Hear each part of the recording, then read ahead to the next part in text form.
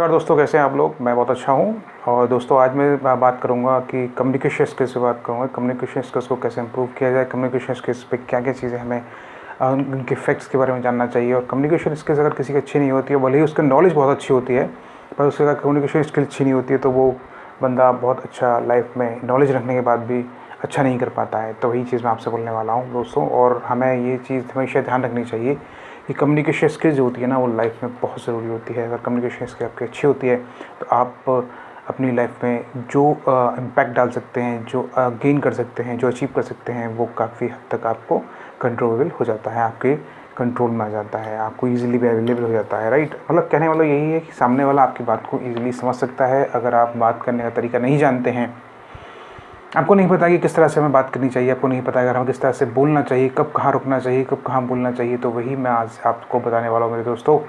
सबसे पहले मैं कम्युनिकेशन के बारे में बात करूँगा कि जैसे हम कहते हैं कि चालाकी से बात करना कैसे आना चाहिए। चालाकी से बात करने का मतलब मेरा यही है कि आपको ये पता होना चाहिए कि आपको कब बोलना है, कब चुप रहना है। चलिए डिस्कस करते हैं, स्टार्ट करते हैं। तो मैं दोस्तों कुछ पॉइंट्स लिख कर लेकर आया हूँ आपके लिए, और वो पॉइंट्स के साथ साथ मैं आपसे बात करूँगा। तो पहला पॉइंट मेरे दोस्तों यही है कि गेट योर फैक्ट्स राइट।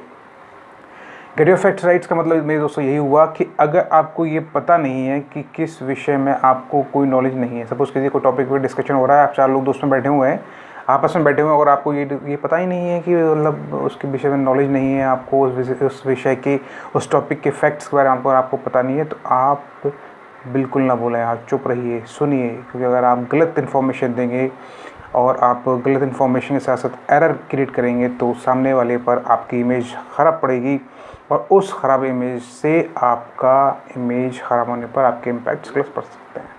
ठीक है दोस्तों। दूसरा पॉइंट मेरे दोस्तों यही होगा कि कॉन्फिडेंस लेवल। अगर आपको नॉलेज है पर आपको बोलने में कॉन्फिडेंस नहीं है, अगर आपको नॉलेज है, आपको सब कुछ पता है, आपको पता है पूरी चीज़ें, और पर आपको उस विषय में बोलने पर कॉन्फिडेंस नहीं आ रहा है, सामने वाले पर के सामने आप कॉन्फिडेंस लूज़ है आपका, और आप कॉन्फिडेंस के साथ बोल नहीं पा रहे हैं, तो मेरे दोस्तों, मेरे फ्रेंड्स, आपको दिक्कत होगी। और यही प्रॉब्लम आपको रिग्रेट बाद में फ़ील हो सकता है कि यार काश मैं बोल लेता अच्छे से, और मैं क्यों नहीं बोल पाया। मुझे नॉलेज है, मुझे सब कुछ है, फिर भी दोस्तों मैं बोल नहीं पाया। तो दोस्तों मैं यही कहना चाहूँगा कि आपको पता होना चाहिए कि आपको कॉन्फिडेंस लेवल आपका हाई होना चाहिए।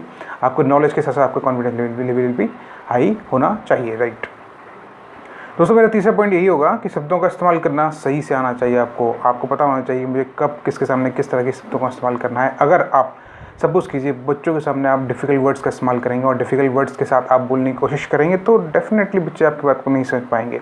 या आप लैंग्वेज बेस्ड अगर आप बात कर लेते हैं, तो लैंग्वेज बेस्ड में अगर आप सपोज़ कीजिए किसी को हिंदी आती है, इंग्लिश नहीं आती, आप इंग्लिश में बात कर रहे हैं, तो वो हिंदी में ही समझता है, आपकी इंग्लिश नहीं समझ पाएगा, आपकी बात को नहीं समझ पाएगा।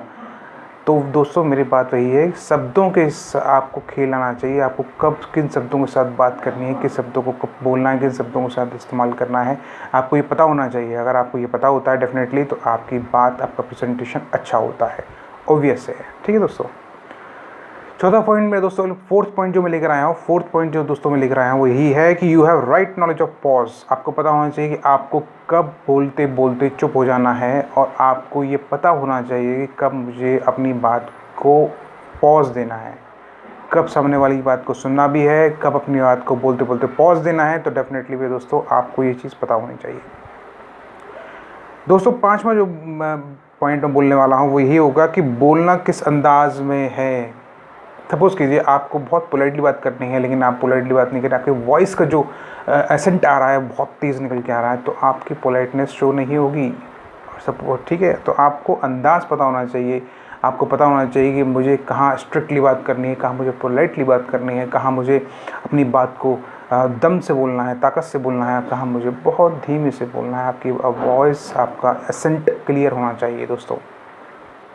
आपको पता होना चाहिए मैं कहाँ बैठा हूँ, आपको पता होना चाहिए मुझे कहाँ किससे बात कर रहा हूँ, उस अंदाज़ में आपको बात करना मेरे दोस्तों आना चाहिए। ठीक है दोस्तों। चलिए दोस्तों 6 पॉइंट की बात कर लेते हैं, इमोशंस। दोस्तों अपने इमोशंस को हमेशा कंट्रोल में करके बात करनी चाहिए, और सामने वाले के इमोशंस को हमेशा जज करके बात करनी चाहिए। अगर वो बंदा इमोशंस वाला बंदा है और आप उससे इस तरह से बात कर रहे हैं जैसे कि वो आपकी बात को सपोज़ कीजिए बुरा मान जाता है, तो